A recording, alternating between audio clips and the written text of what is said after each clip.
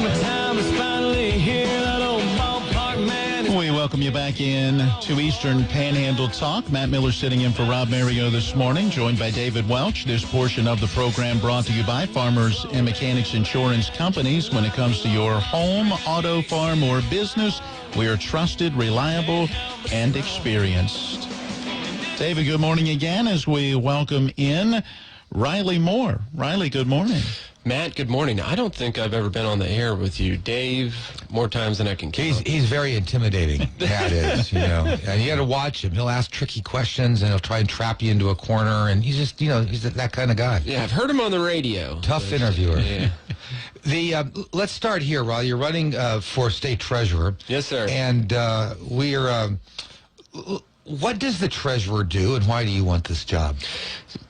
So the treasurer is the chief financial officer for the state. There's about $13 billion in monies and assets that the treasurer manages. On top of that, the treasurer also deals with the college savings accounts, the unclaimed property, also sits on top of a number of the finance boards within the state, Board of Public Works, obviously, and you have the management of the investments that are going on here in the state, which he sits over top of, which is though handled through a vendor.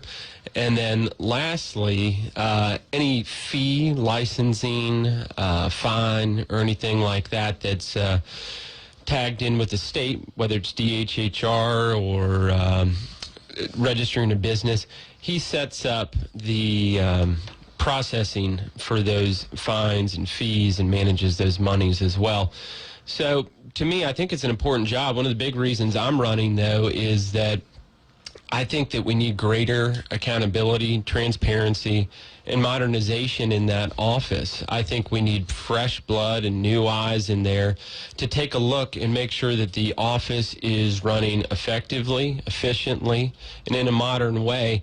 And I think that where you have an incumbent who has been there for 24 years, who is now running for an unprecedented 7th term, I think it's time to move in another direction. And that's why I want to, when I get in there, do a top-to-bottom audit of the office.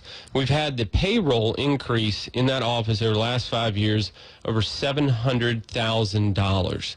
Now, if we're running an efficient and modern office, how is the payroll increasing at the same time? And secondly, as you know, as we've talked about, this big issue that I'm passionate about is the medical cannabis program in this state.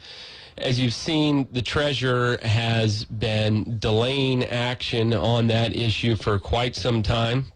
The bill passed over 2 years ago. It's still not, the banking issue has still not been alleviated. It has still not been fixed. How long does it take? He says he's dotting his I's and crossing his T's. I can't imagine that takes actually 2 years to do. And I think a lot of that comes down to him being more reactive than proactive.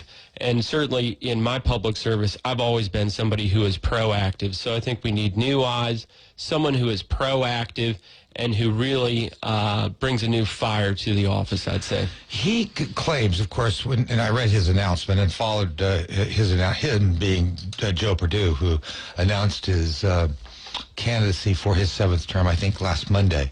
Yes. He said he's worked hard to introduce innovative programs, reestablish financial integrity, and to obtain the best bond rating the Treasurer's office has ever received.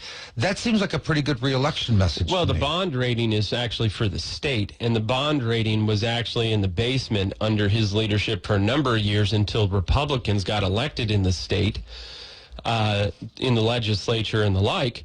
And that's when we saw the bond rating change, when the economy started to turn around in the state. I don't think that's something that he can necessarily take credit for at all. If anything, a lot of that was predicated upon the budget that we passed in 2017, which actually took a number of efficiency, cost-saving measures and cuts, which I think put us on the road where we are right now as it relates to the bond. You have also said that your message is principles over politics, and that implies, of course, that Joe Perdue is playing politics with the office of treasurer. Is that true, and how can you defend that? Well, I'm not particularly saying that he's playing politics. I am saying that I'm always going to stand on my principles, whether it might cost me an office, cost me an election, whatever it might be. I'm always going to do what I think is the right thing to do. And there's a lot of examples as it relates to that in my time in office. One would be, as we discussed a number of times on this program, was the parking lot bill. There are a number of organizations in this state that really did not want me to stand up for the Second Amendment. They wanted corporate carve-outs where the Second Amendment rights that's conferred upon every citizen in this state would not apply to certain employees of certain companies. I lost the endorsements of those organizations, and I was happy to do so, and because I'm always going to stand on principle. You had mentioned the treasurer stalling the implementation of the medical cannabis bill. Can you explain a little bit? How did he do that? How does he get away with that? And just offer up some, I guess, proof that that's really happening. Well, sure, happy to do that. So, as you know, in 2017, the bill passed. Yes. We'd have to set... And signed into law. And signed into Right. law. We knew that there'd have to be, and the treasurer, obviously, I'm assuming he's aware and keeping track of what's happening in the legislature, we needed a banking system set up. Well, no progress in that regard all the way through 2017. We know the program is going to be implemented in July 1 of 2019. At least that was the plan. And then in 2018, when we were about to pass legislation, my bill actually on the last night of session, Treasurer Perdue drops a letter on every member's desk saying, well, this bill's not ready for prime time because we're not, I have issues as it relates to banking and this and that. The last night of session, a year after we had already passed the bill, and then we were passing in a supplemental piece of legislation to ensure that that bill, that policy, the medical marijuana program in West Virginia was going to be able to be fully implemented, and lending institutions were going to be able to be part of that. So then that rolls us into the next year. And here we are again, still going through this. And he says, I'm still looking at it. I'm still dotting my I's and crossing my T's, as he said on television here just recently. How long does that take? And the reason that's important in the states that have passed either recreational or medical cannabis use, you have to have an in-state banking system because it can't cross state lines because it's technically not legal by the federal government. So well, is there a kernel of truth to that? There is, but you have to remember, and I don't want to get too far in the weeds, but every year in the federal appropriations in the U.S. Congress, when they pass their appropriations bill, it says none of this money that is appropriated to the Justice Department can be used to prohibit, prosecute any medical cannabis programs in the country. So there is a protection in there as it relates to the banking industry and them being part of this. Secondly, you look at places like Colorado and some other states, they have credit unions that have been involved because there's not the FDIC side of that, so the feds don't have the ability to have purview into what the activities are that are going on in that bank as much as they do with a regular bank that is tied to the Fed. So in your mind then, for some reason, are you suggesting that Treasurer Perdue does not want this legislation to go into law and be implemented for reasons that he's not stated? Is there a stall game going on here? I don't know that. But I think if it was somebody who was certainly supportive of this, they probably would have moved a lot faster on it, considering we've had 2 years, which is half of the sixth term, which he's in right now. I just think he's pretty slow to movement. As I said, it was certainly reactive instead of proactive. And, his actions indicate to me that he's certainly not somebody who is trying to make sure that this program is implemented as quickly as possible. Meanwhile, you got people throughout the state of West Virginia who have been waiting patiently for the program to be implemented, who are dealing with pain management issues, children with epilepsy. I mean, the list goes on. PTSD is another issue for veterans that are dealing with this. A lot of medical studies that have shown that it can help alleviate some of those problems.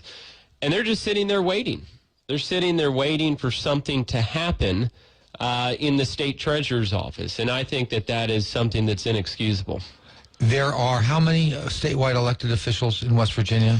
Well, you got Secretary of State, Attorney General, Ag Commissioner, Auditor, Treasurer, 5. 5. I mean, that's the constitutional offices, obviously not counting the governor. Right, governor would make that 6. So all of those are Republicans, except for Joe Perdue. Yes. Why do you think he was able to survive? At a time when the Democrats were losing statewide, what was it about Joe Perdue that made him survive? Well, I think he's been in office for over 2 decades. So the power of incumbency certainly, I think, helps him in that regard. And that's why I'm actually running on term limits, because these aren't offices that people are supposed to lord over, I think, for 20, 30 years. That's not the way the system's supposed to be set up. I don't think any constitutional officer should be able to serve in their capacity for more than 3 terms. Well, the governor can only serve for 2 terms, The correct? governor can only serve for 2. So our Supreme Court in the state, their term is for 12 years. One single term is 12 years. So I said, why don't we peg it to that? Okay, so we can't serve longer than the longest term that's in the state, which is 12 years. So that'd be 3 terms. Certainly the constitutional officers don't have the same power and authority as the governor, which is 2. So I thought 3 is probably an appropriate number. We're talking with Riley Moore, former state delegate from Jefferson County and now a candidate, Republican candidate for the West Virginia treasurer's position. Some might say, Riley, and I'm just going to get this out here, and I'm sure you get this a lot, but given your family history, your grandfather was governor, you've had your aunt is the U.S. senator. This is a kind of, as I've joked with you before, the family business, right, in your family. Some might say that you're only doing this as a stepping stone to get to some other higher office, governor or U.S. Senate. Your response to that? No, I don't see that at all. Certainly, I've had family members who have been in public office in West Virginia. My aunt is, and my grandfather was in the 1980s. My dad's also a community banker. My mom's a school teacher. So there's not everybody in my family who's involved in this. Not everybody. Yeah. But yet you do have, first of all, let me give you a compliment. You were, in the one term you served in the House of Delegates, I used to tease you about being a policy wonk all the time. But you were an effective legislator. Had you won re-election, you would have been majority leader. Being an effective legislator, as you were, is a different kind of skill set than being the state treasurer, I would think. I think it is, but it isn't, because you need the same kind of thing in terms of, as you said, the policy wonk side of it. You need new ideas. And one of the ideas that I've come up with as it relates to these 3 pillars that I mentioned at the outset, modernization, transparency, and accountability, in terms of modernization, we have the college savings accounts, the 529s. What I want to do is start, because I started my career off as a welder. And when I was a welder, a big impediment to me getting going in my career after trade school was the equipment, the certifications, and a number of the other material that you need to have to be able to begin your trade. Why can't we start, and what I would propose, and what I am proposing, we start a savings account, a blue-collar savings account, a trade school savings account for individuals who are going through trade school, who happen to be in a trade. Let's give them a leg up. I'm calling this program Jumpstart, actually, to get people going. I mean, the equipment can be expensive. If you're talking about, Miller Lincoln welding machine, oxyacetylene cutting torch, the rods, the shield, I mean, all of the equipment that goes into that, it's a lot of money. So that's a new, fresh modern idea that I'd want to bring to that office. By the way, you're the only statewide candidate I know of who could probably name all the names you just named in that machine. So congratulations on that. We have got to get in a break. We have callers on the line who we will be getting to in just a moment. So as we quickly wrap things up, give us one final word about this candidacy. Yes. We're traveling all around the state. I'm actually going to be in Nicholas County here later today, and you can find out more about my campaign on moreforwv.com or moreforwv on Facebook, and I look forward to talking to everybody. Thank you. Riley Moore, thank you. Stay tuned. We'll be back to wrap up today's Eastern Panhandle Talk.